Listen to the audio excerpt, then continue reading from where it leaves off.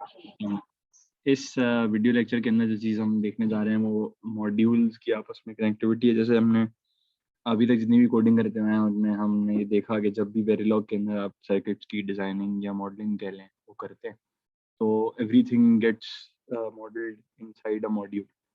तो अब ये मॉड्यूल बेसिकली होता यही है कि एक पीस ऑफ सर्किटरी को आप एक मॉड्यूल के अंदर बंद कर देते हैं एंड अल्टीमेटली फिर उस मॉड्यूल को ही टेस्ट भी कर रहे होते हैं फॉर डिफरेंट पर्पसेस। अब अभी तक जो हम सर्किटरी बनाते हुए आए हैं अभी तक के लेक्चर्स के अंदर वो सारी सर्किटरी बड़ी सिंपल किस्म की सर्किटरी, यानी उसमें इतनी ज़्यादा कॉम्प्लेक्सिटी नहीं थी in terms of the functionality plus in terms of the length of the circuit. लेकिन जैसे जैसे obviously you move forward in digital system design, so you at times and most of the times you are encountered with such designs कि जिनके अंदर complexity बहुत ज़्यादा होती है, both functional complexity plus जो उसकी length wise complexity थी, दोनों चीज़ें बहुत ज़्यादा होती हैं। तो उस सूरत में जो अप्रोच अपनाई जाती है, जो इंडस्ट्री स्टैंडर्ड अप्रोच अपनाई जाती है for modelling this kind of complex systems वो बेसिकली ये होती है कि आप अपने ही सिस्टम को, यानी जो आपका डिजिटल सिस्टम है, इसको मॉड्यूल्स में तोड़, यानी इसके डिफरेंट मॉड्यूल्स बना दें और फिर उन मॉड्यूल्स को आपस में कनेक्ट करते हैं एक टॉप मॉड्यूल बना के कि जिसकी जिस जिस इस तरीके से आपका फिर पूरा डिजिटल सिस्टम मॉडल किया जाता है। अच्छा, अब सवाल ये है कि भाई ऐसा क्यों किया जाता है? ऐसा as it is very intuitive, ऐसा इसलिए किया जाता है कि आप एक तो आपके लिए डिबगिंग आसान हो, दूसरा आपका जो कोड है वो इस तरीके से लिखा गया हो, इस तरीके से लिखा गया हो कि अगर कोई सामने वाला उसको देखे तो उसके लिए उसको समझना आसान। तो इन दो वजूहात की बिना पे और प्लस आपको एक अच्छी हायरार्की अपने डिज़ाइन में रखनी पड़ती है क्योंकि एट टाइम्स आपका डिज़ाइन इतना कॉम्प्लेक्स होता है कि अगर आप उसको एक ही फाइल में, एक ही मॉड्यूल के अंदर सब कुछ कोड करना शुरू कर देंगे तो आप you will just and up creating a humongous file और उसको फिर अगर डिबगिंग के लिए आपने यूज़ करना है, उसको देखना है, तो that is one hack of a thing to do. तो इसीलिए एक बेटर अप्रोच यही होती है कि आप अपने डिज़ाइन को मॉड्यूलर रखें, छोटे-छोटे मॉड्यूल्स में तोड़ें और फिर उन मॉड्यूल्स को आपस में कनेक्ट करके अपने डिज़ाइन की जो फंक्शनैलिटी है वो हासिल करें। अच्छा, तो अब हम एक छोटी-सी एग्ज़ाम्पल यहाँ पे देख लेते हैं। इसी किस्म का एक डिज़ाइन हमने सीक्वेंशियल सर्किट जब हम डिज़ाइन कर रहे थे उस वक़्त हमने देखा था। उससे थोड़ा-सा डिफरेंट है ये, लेकिन the nature of the design is same. However अगर आप यहाँ गौर से देखें तो डिज़ाइन में कॉम्प्लेक्सिटीज़ थोड़ी ज़्यादा है। यानी इतना कॉम्प्लेक्स डिज़ाइन नहीं है, लेकिन just to give you an idea कि how the module how how the design is broken up into modules and how actually module connectivity happens, इसलिए आपको इस तरीके से दिखाया गया। अब आप अगर आप इस पहले स्क्वायर बॉक्स को देखें, पहले डब्बे को देखें तो उसके अंदर आपको मॉड्यूल 1 करके दिखाया गया है। यानी ये फंक्शनैलिटी जो मॉड्यूल 1 के डब्बे के अंदर है, ये एक मॉड्यूल होगा हमारा, और जो फंक्शनैलिटी मॉड्यूल 2 के अंदर है, ये एक और हमारा मॉड्यूल होगा। प्लस अगर आप यहाँ पे गौर से देखें तो एक एक एक जो मेन आपको इनपुट्स नज़र आ रहे हैं, वो मॉड्यूल 1 के अंदर जा रहे हैं और वो ही उन्हीं इनपुट्स पे कोई फंक्शनैलिटी परफ़ॉर्म हो रही है या फिर वो इनपुट्स अ, उन्हीं इनपुट्स पे कोई फंक्शनैलिटी परफ़ॉर्म हो रही है या फिर वही इनपुट्स सीधे-सीधे मॉड्यूल 1 में से वायर होके आउटपुट ऑफ मॉड्यूल 1 में जा रहे हैं। और अल्टीमेटली फिर वो आगे एक फ्लॉप के ज़रिए से होते हुए मॉड्यूल 2 के अंदर जा रहे हैं।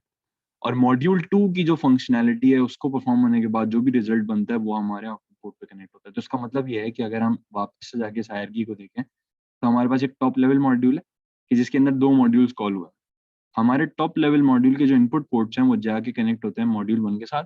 मॉड्यूल 1 अपनी उस पे फंक्शनैलिटी जो भी उसने करना होता है वो परफ़ॉर्म करता है और अपना जो आउटपुट होता है वो मॉड्यूल 2 को दे देता है। और फिर मॉड्यूल 2 उस पे जो फंक्शनैलिटी परफ़ॉर्म करनी होती है वो परफ़ॉर्म करता है एंड अल्टीमेटली मॉड्यूल 2 अपना आउटपुट जो है वो output port of the top level module को दे देता है। इससे क्या होता है, वो फंक्शनैलिटी जो मॉड्यूल 2 और मॉड्यूल 1 ने दोनों ने मिल के प्रोवाइड करनी थी, उसको हमने हिस्सों में तोड़ दिया ताकि हम अपनी डिज़ाइन को सिंपलर वे में कोड कर सकें। अब इसी चीज़ को हम जाके वेरिलॉग के अंदर देखेंगे, मॉड्यूल्स में तोड़ेंगे, बीच में टॉप मॉड्यूल में फ्लॉप लगाएँगे और फिर उसके बाद उसका जो रिजल्ट है वो मॉड्यूल 2 में पास करेंगे एंड अल्टीमेटली फिर मॉड्यूल 2 का रिजल्ट जो है वो फिर हम आउटपुट से कनेक्ट करेंगे। तो let's jump to Verilog coding for the fact. सबसे पहले हम एक टॉप मॉड्यूल बना लेते हैं। इसकी मैंने थोड़ी सी पहले से करके रखी हुई है, तो I will just name it top level module. और इसके अंदर अगर आप और से देखें तो inputs A B C D और आउटपुट है इसका जी। एंड ऑब्वियसली चूंकि इसके अंदर एक फ्लिप फ्लॉप भी मौजूद है, तो इसका एक और इनपुट होगा विच वुड बी क्लॉक, और एक और इनपुट होगा which would be are S T और इन अदर वर्ड्स रीसेट। सब चीज़ें डिक्लेयर्ड हैं, सिर्फ मुझे जो डी का इनपुट है इसको डिक्लेयर करने का।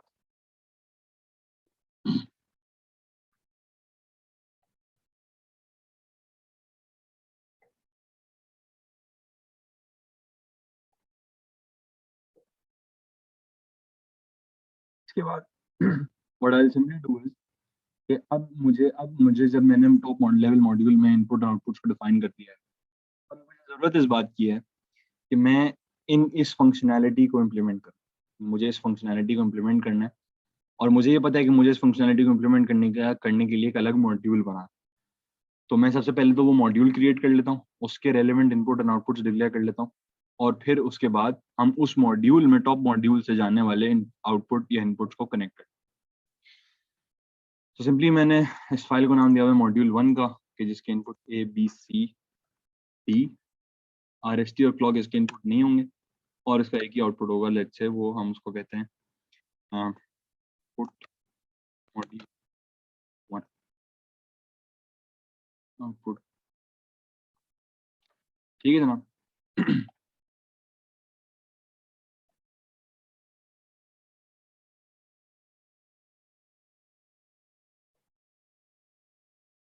ठीक। अब हुआ क्या है, हुआ ये है कि हमने ये देखा कि हमने मॉड्यूल 1 के अंदर इस स्पेसिफिक सर्किटरी को इम्प्लीमेंट करना है।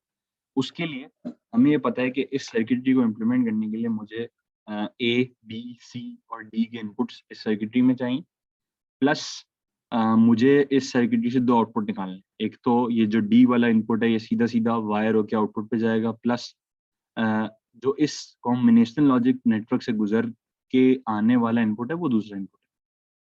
जो कॉम्बिनेशन सर्किटरी से गुजर के आने वाला आउटपुट है वो मेरा दूसरा आउटपुट होगा मॉड्यूल का। तो मुझे यहाँ पे मॉड्यूल के दो आउटपुट्स को डिक्लेयर कराना है। तो सबसे पहले तो मैं डिक्लेयर करा चुका हूँ आउटपुट। लेट्स से इसको मैं नाम दे देता हूँ, क्योंकि अब दो आउटपुट्स हैं तो मैं इसको नाम देता हूँ आउटपुट 1 मॉड्यूल 1, एंड अल्टीमेटली दूसरे आउटपुट को मैं नाम दे देता हूँ आउटपुट 2 मॉड्यूल 1। और obviously I'll have to change this in the port list as well.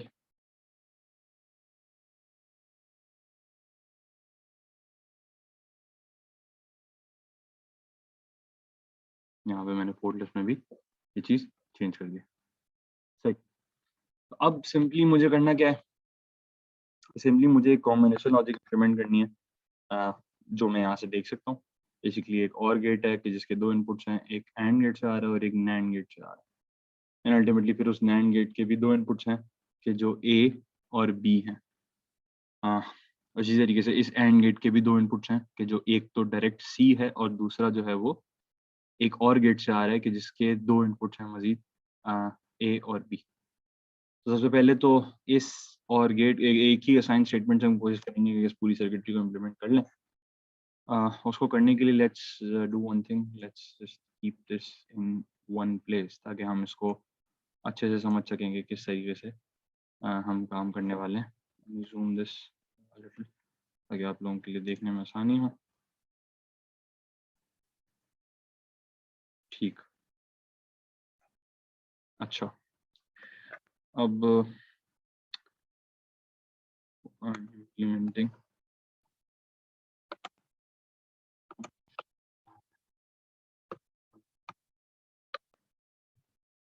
सही।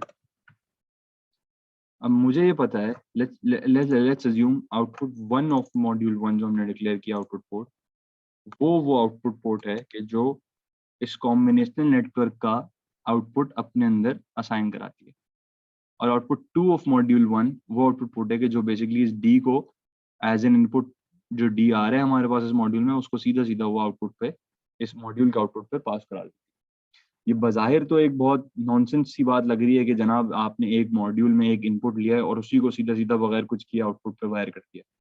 लेकिन as you move forward in designing digital systems you would realise के ये काम क्यों किया गया है, क्योंकि बीच में फ्लॉप मौजूद है। मैं सिर्फ यहाँ पे एक हिंट दे रहा हूँ, लेकिन इसमें मजीद जब when you get deeper into designing microprocessors या data paths which include registers या पाइपलाइन डेटा पार्ट्स या multi cycle data paths, you would get to understand कि ये काम क्यों कराया गया है।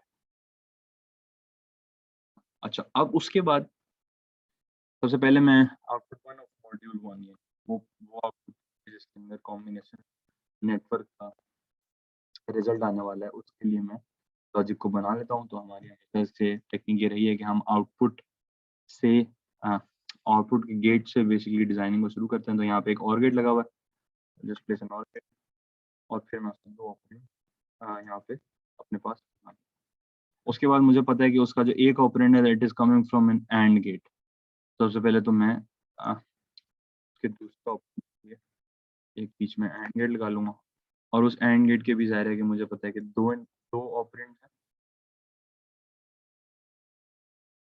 अच्छा, उस एंड गेट का, इस एंड गेट का जो सबसे पहला ऑपरेंड है, it is coming from an OR gate which is an OR of A and B. तो इस तरीके से मैं ये कह सकता हूँ कि ए और B is one of the operands, this is one of the operands of this AND gate, और इस AND gate का जो दूसरा ऑपरेंड है it is C। ठीक है, एक चीज हो गई। अच्छा, अब this finalizes one of the operands of this OR gate.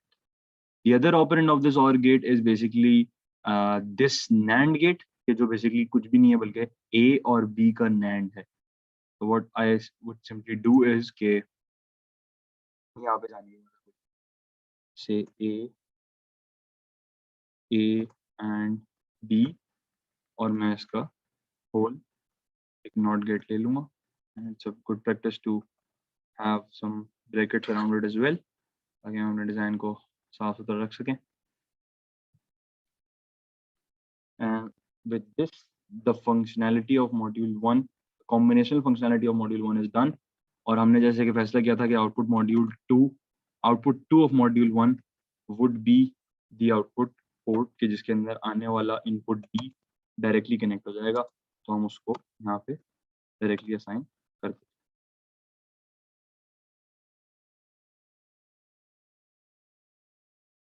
सही। नाउ विद दिस हमने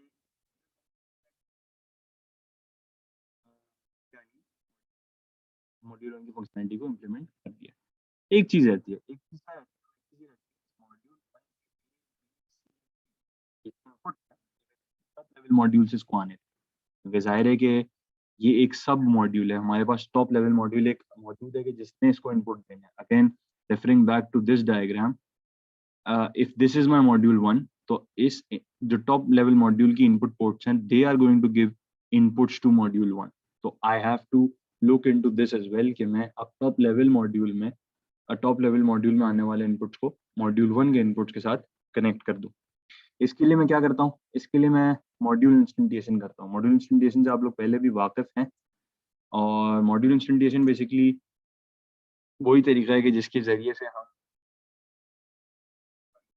करते हैं, या इन अदर वर्ड्स कॉल करते हैं।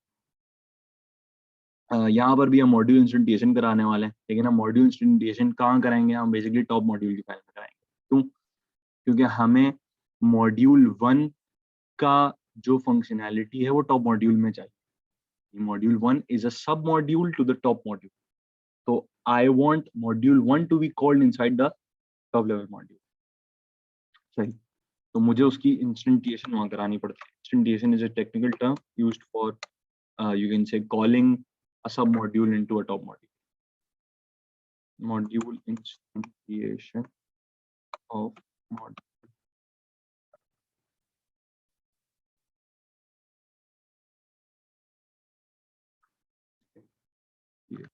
मॉड्यूल, ठीक है जी।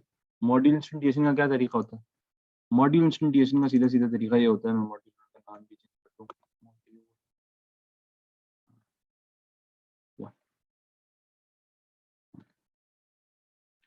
मॉड्यूल इंस्टेंटिएशन का सीधा सीधा तरीका ये होता है कि आप जैसे हम अपनी टेस्ट बेंचेस में करते आए हैं, सबसे पहले तो मॉड्यूल का नाम बताते हैं जो कि मॉड्यूल 1 है, एंड अल्टीमेटली उसके बाद उस इंस्टेंस का नाम बताते हैं। Let me keep the instance name same as the module name, यानी ये मैं कर सकता हूँ, मुझे मेरे पास लिबर्टी है कि मैं इंस्टेंस का नाम कुछ भी रख सकता हूँ। और उसके बाद इस सिंटेक्स के जरिए आप बेसिकली पोर्ट्स का कनेक्शन कर रहे होते हैं, यानी इनपुट पोर्ट्स और आउटपुट पोर्ट्स का आपस के अंदर कनेक्शन जो है वो आप इस सिंटेक्स के जरिए से कर रहे होते हैं।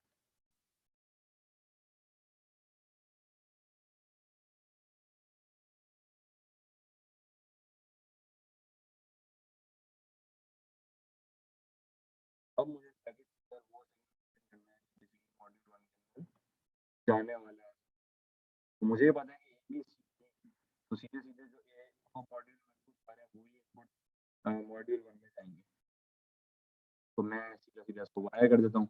भाई टॉप मॉड्यूल में जो ए है वो मॉड्यूल 1 के ए के साथ कनेक्ट हो जाए, डी बी के साथ कनेक्ट हो जाए, इसी तरीके से सी सी के साथ कनेक्ट हो जाए, एंड अल्टीमेटली डी के साथ कनेक्ट हो जाए। अब मॉड्यूल 1 के बेसिकली दो आउटपुट्स हैं। Let me go back to the figure. अगर इन दो आउटपुट्स को देखें तो ये दो आउटपुट्स आपको एक वायर की फॉर्म में नजर आ रहे हैं। इसी तरीके से हम अपने सर्किट इम्प्लीमेंटेशन में भी ये दो वायर्स डिक्लेयर करेंगे और इन दो आउटपुट्स को के जो मॉड्यूल 1 में से हमारे पास आ रहे हैं उनको उस वायर में असाइन करें। अब हमने ये देखा है कि भाई वायर में असाइन कराने का जिसके लिए आज तक जो हम चीज इस्तेमाल करते थे, वो से बात कर रहा हूँ, तो वो असाइन की कीवर्ड थी। लेकिन याद करें, असाइन की कीवर्ड को यूज करने से पहले या डेटा फ्लो मॉडलिंग को यूज करने से पहले हमने गेट लेवल मॉडलिंग पढ़ी। गेट लेवल मॉडलिंग में भी बेसिकली हम वायर की असाइनमेंट करते थे inside the instantiation of the module. यानी क्या? यानी हम इस तरीके से लिखते थे कि भाई एंड गेट का एक मॉड्यूल कॉल करो, एंड का एक मॉड्यूल कॉल करो, और उसके अंदर भाई मेरा इनपुट है, ए मेरा इनपुट है और बी मेरा दूसरा। ये ए बी और वाई तीनों वायर्स थे, लेकिन अब मैं मॉड्यूल जब कॉल कर लेता था, एंड का मॉड्यूल जब मैं कॉल करता था, बेसिकली होता ये था कि ये वायर इस मॉड्यूल के अंदर मौजूद एंड गेट के साथ, एंड गेट के आउटपुट के साथ जाके कनेक्ट हो जाता था। तो this is one another method to assign values in wire. इसी मेथड को हम यूज करने वाले हैं। उससे पहले हमें जाहिर है कि हमें वायर्स को डिक्लेयर भी कराना होगा। तो let's just declare the wires with same name as they are in the output of the module 1। Sorry, ताकि हम अपना काम आसान रखें। सही। तो सीधा सीधा मैंने इस वायर के अंदर जो कि टॉप लेवल मॉड्यूल की वायर है, उसके अंदर आउटपुट 1 ऑफ द मॉड्यूल 1 से आने वाला जो वैल्यू है उसको असाइन करा। इसी तरीके से मैं आउटपुट 2 ऑफ मॉड्यूल 1 के लिए भी काम यही करूंगा। And with this the instantiation of top level module with instantiation of module 1 in the top level module is done। यानी कि हम अपनी फिगर में देखें तो हम यहाँ तक का काम कर चुके हैं। इसके बाद सिंपल क्या है? इसके बाद सिंपली ये है कि हमने यहाँ पे बीच में एक रजिस्टर को इंट्रोड्यूस करना है कि जिससे सर्किट में हम बहुत डिटेल में देख चुके हैं इसको किस तरीके से किया जाता है। तो will not go in much practical detail of the fact, we'll just simply go and define a register को मैं नाम देता हूँ मिडिल रजिस्टर, defining register और क्योंकि सब कुछ अच्छा। अब यहाँ पर अगर आप गौर से देखें तो इस रजिस्टर में दो वैल्यूज जा रही हैं। यानी अगर मैं इसको एनालिटिकली देखूं तो एक वैल्यू जो है वो इस कॉम्बिनेशन नेटवर्क का आउटपुट है जो यहाँ जा रही है, in output 1 of the module 1 as per our Verilog code, और इसका आउटपुट है वो basically output 2 of the module 1 है जो कि इस रजिस्टर के अंदर जा रहा है। तो हेंस अगर मैं इसको कॉम्प्रिहेंड करने के अतबार से बात करूँ तो ये रजिस्टर बेसिकली एक 2 बिट का रजिस्टर है। तो मैं जब साइज डिक्लेयर कर रहा हूँ रजिस्टर का, तो I have to give this size to the register और मैं इसको नाम दे देता हूँ लिटिल reg का, just the name, you can give any name you want to it. और उसके बाद जा रहा है कि मैं always block के थ्रू मॉडल कर दूंगा इस रजिस्टर को always at pos edge of block begin and begin and end के अंदर I'll just say कि हाँ if RST का सिग्नल अगर हाई हो तो क्या करना ये है कि भाई इस रजिस्टर को जो हमने डिक्लेयर किया है इसको बेसिकली रीसेट कर देना, यानी मिडिल रेंज में असाइन करा देना 2B00। लेकिन अगर ऐसा ना हो यानी RST का सिग्नल लो हो तो फिर क्या करना, फिर ये करना कि मिडिल रेंज के अंदर असाइन कराना दो चीज़ें, मिडिल रेंज के अंदर मिडिल रेंज 0 के अंदर असाइन कराना आउटपुट 1 ऑफ द मॉड्यूल 1 और middle range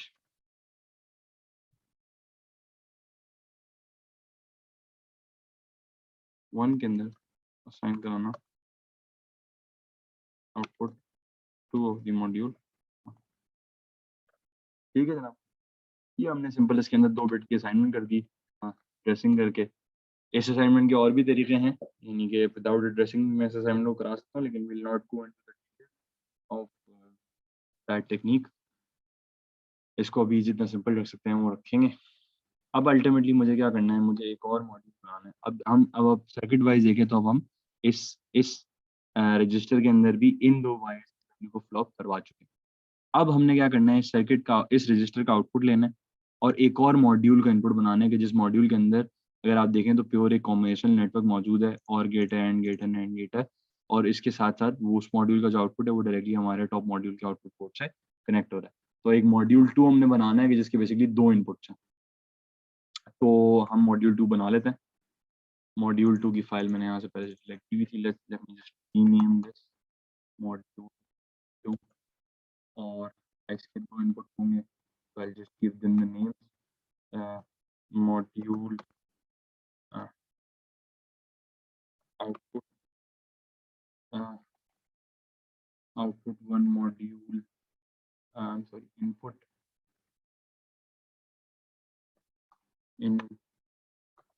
1 module 1 module 2 sorry and ultimately input 2 module 2। ये 2 इनपुट्स हैं इस मॉड्यूल के, और इस मॉड्यूल का सिर्फ एक ही एक आउटपुट है जो Z है। तो मैं उस Z को डायरेक्टली यहाँ पे मॉडल कर रहा हूँ। अब ये Z फिलहाल चूंकि हम अभी सब मॉड्यूल की फाइल में, हम टॉप मॉड्यूल नंबर 2 की फाइल में, तो ये जो Z होगा ये मॉड्यूल 2 का वेरिएबल होगा। और जब हम इस Z को अपने टॉप लेवल मॉड्यूल के आउटपुट पोर्ट Z के साथ कनेक्ट कर देंगे तो हमारा सर्किट बेसिकली कंप्लीट हो जाएगा। तो अगर आप इस डेटा पाथ को देख लें तो हमने बेसिकली जो लॉजिक इंप्लीमेंट करनी है उसके तहत हम अपना सर्किट बनाएंगे। अच्छा, अब बेसिकली यहाँ पे और उसके sign Z is equal to, अगर आप ये देखें तो बेसिकली ये इस तरीके से एक सर्किटरी बन रही है कि जिसके अंदर सबसे पहले और होता है in between the 2 inputs of the module, यानी कि इनपुट 1 एंड इनपुट 2 के दरमियान एक और होता है। इसी के साथ साथ इनके दरमियान एक एंड भी होता है, और ये दोनों और एंड एक नैंड गेट का इनपुट बन जाता है। तो सबसे पहले हमने और बना लिया, ठीक है, इसी को मैं कॉपी कर लेता हूँ। इसके बाद हम एक एंड बना लेंगे।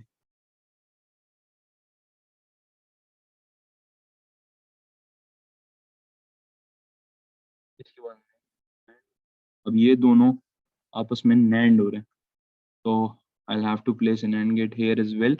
और फिर मैं इस पूरे सर्किट को क्या करूँगा, इस पूरे सर्किट के साथ में एक नॉट गेट कनेक्ट कर दूंगा। तो with this being done I have completed this piece of functionality as well, यानी कि मॉड्यूल 2 को भी मैं complete करता हूँ, and it's the right time to just instantiate this module 2 in my top level module. For that what I would need is module 2 की इंस्टेंटिएशन करो,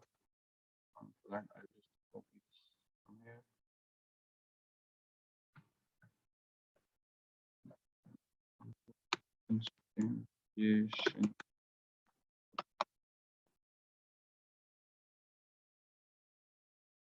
using the liberty to give any name of giving any name module. I'll just name it the same.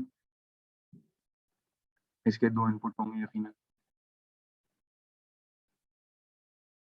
and ultimately फिर इसका एक output.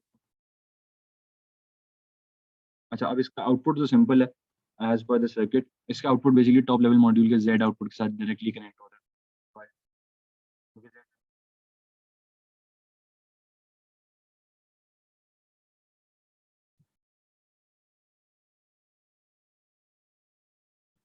और अगर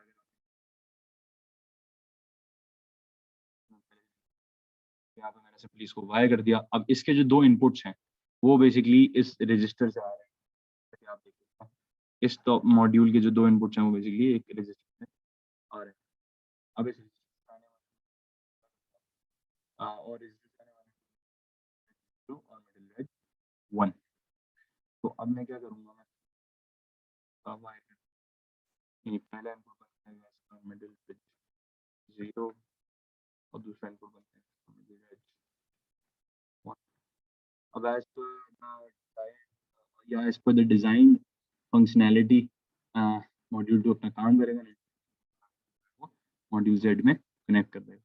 अब अगर जब मैं टेस्ट बेंच की बात करूं तो मुझे टेस्ट बेंच, अब सवाल ये कि मुझे टेस्ट बेंच किसके लिए बनाना है। Test bench I just have to create a test bench for this top level module and ultimately फिर उसके अंदर के जो सब मॉड्यूल्स हैं उनमें टॉप लेवल मॉड्यूल ही अपने सिग्नल्स पास कर रहा है, तो वो कनेक्टिविटी से इस टॉप लेवल मॉड्यूल के जरिए से ही बन जाएगी।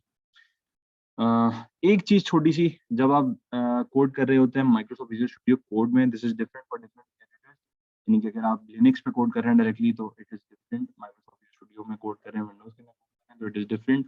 ऑब्वियसली विंडोज के अंदर अगर आप वेरिलॉग की डिजाइनिंग या कोई और सॉफ्टवेयर यूज कर रहे होंगे तो जो चीज मैं अभी बताने जा रहा हूँ वो डिफरेंट होगी, लेकिन माइक्रोसॉफ्ट विजुअल स्टूडियो कोड के तहत आपने चूंकि मॉड्यूल इंस्टॉलेशन टॉप मॉड्यूल में कराई है, module 1 module 2, so you in this file, in this very file, in top module की file you have to tell कि मॉड्यूल 1 और मॉड्यूल 2 जो मॉड्यूल्स हैं ये किस फाइल में, के लिए आपको इंक्लूड की कमांड लगानी पड़ती है। सेम एज जब हम बेसिकली हेडर फाइल्स बनाते हैं अपनी सी की प्रोग्रामिंग करते हुए, और सी की प्रोग्रामिंग करते हुए जो हमारी हेडर फाइल्स बनती हैं वो उसी फोल्डर में होनी चाहिए सबसे, तो प्लस हम उनके साथ क्या करते हैं, उनके साथ ये करते हैं कि हम उन हेडर फाइल्स को अपनी एक फाइल में करा लेते हैं और फिर उनकी फंक्शनैलिटी को अपनी फाइल में यूज़ कर लेते हैं, मेन फाइल में। तो I have to include module 1.v and module 2.v, क्योंकि ये वो दो फाइल्स हैं कि जिनके अंदर मॉड्यूल 1 और मॉड्यूल 2 मौजूद हैं। वो दो मॉड्यूल के जो मैंने अपने टॉप लेवल मॉड्यूल में कॉल किए हैं, या फिर मैं अगर देखता हूँ तो module 1.v and ultimately obviously I have to do this for module 2.v as well, क्योंकि मैंने दो मॉड्यूल्स को इंस्टॉल किया है। अच्छा, with this being done, I'll have to create a test bench, but that test bench has to be only for top level module। तो मुझे सिर्फ top level module and ultimately बाकी सारी चीजें जो है वो टॉप लेवल मॉड्यूल ही आगे अपने सिग्नल्स को पास कर रहा होगा। तो मेरे पास पहले से टेस्ट बेंच बनी हुई, but I have to name it top level module को यहाँ पे इंस्टॉल करूंगा। मेरे पास सिग्नल सारे को एक सिग्नल एक्स्ट्रा है, I'll just connect this signal as well।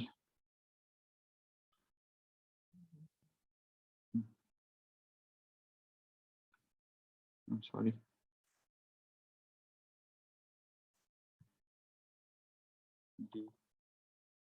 I'll have to declare the test bench as well। बाकी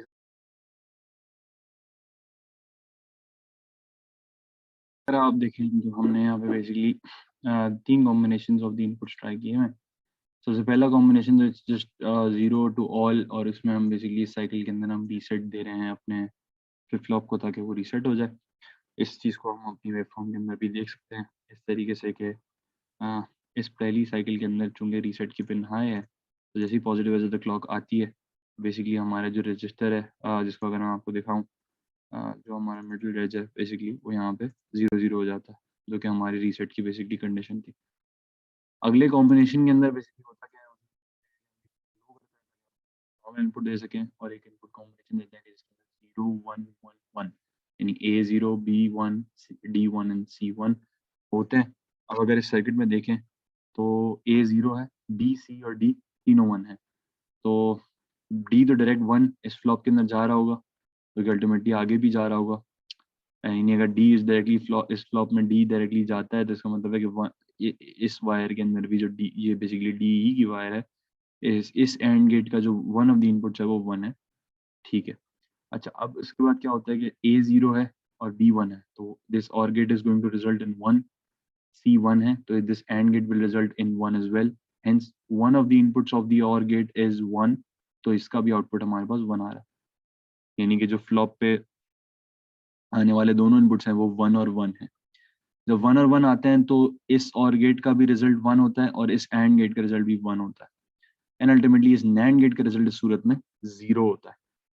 और उसके बाद हमारे पास आउटपुट Z0 आता है। लेकिन अब इसमें गौर तलब बात यह है कि सबसे पहले इस मॉड्यूल के बाद एक रजिस्टर मौजूद है, यानी ये जो 1 और 1 यहाँ पे जनरेट हुए थे इस कॉम्बिनेशन पे, कि जब हमने कॉम्बिनेशन दिया था कि A की वैल्यू 0 हो, B की 1 हो, C की 1 हो और D की 1 हो, उस वक्त 1 और 1 जब वायर्स पे जनरेट हुए थे ना, अल्टीमेटली जब पॉजिटिव एज द क्लॉक आई थी, फिर ये 1 और 1 फ्लॉप होके आगे गए थे। इसको हम मजीद देख सकते हैं इस रजिस्टर से, यानी कि ये देखिए इधर हमने ये पॉसिबल कॉम्बिनेशन दिया है कि हमने 0 1 1 1 यानी A0 B1 C1 and D1, उसकी वजह से जो 1 और 1 का रिजल्ट जनरेट हुआ है वो इस positive edge of the clock पे जाके आपके मिडिल एज पे असाइन हुआ, और यही हम रजिस्टर की जो फंक्शनैलिटी है वो देखते हैं। और उसके बाद चूंकि कोई रजिस्टर मौजूद नहीं है, उसके बाद सब कुछ कॉम्बिनेशनल डेटा पाथ के जरिए हो रहा है।